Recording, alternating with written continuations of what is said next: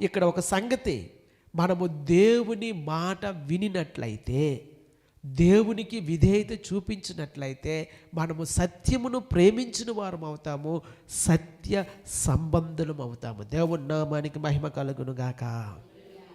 హల్లెలూయా. యేసుక్రీస్తు ప్రభువారే సత్యమై ఉన్నారు.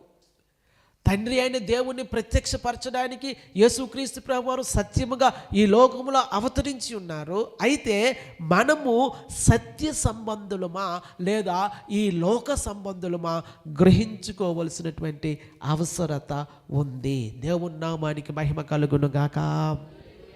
ప్రియులారా, దేవుని సన్నిధిలోనికి మందిరంలోనికి వచ్చినంత మాత్రాన మనము సత్య సంబంధులము అవుతామని అనుకోవద్దు. ఏదో అలాగ కాలక్షేపం కొరకు దేవుని సన్నిధిలోనికి వచ్చినట్లయితే మనము సత్య సంబంధులం అవుతామని అనుకోవద్దు. ప్రియులారా, మనము సత్య సంబంధులం అవ్వాలని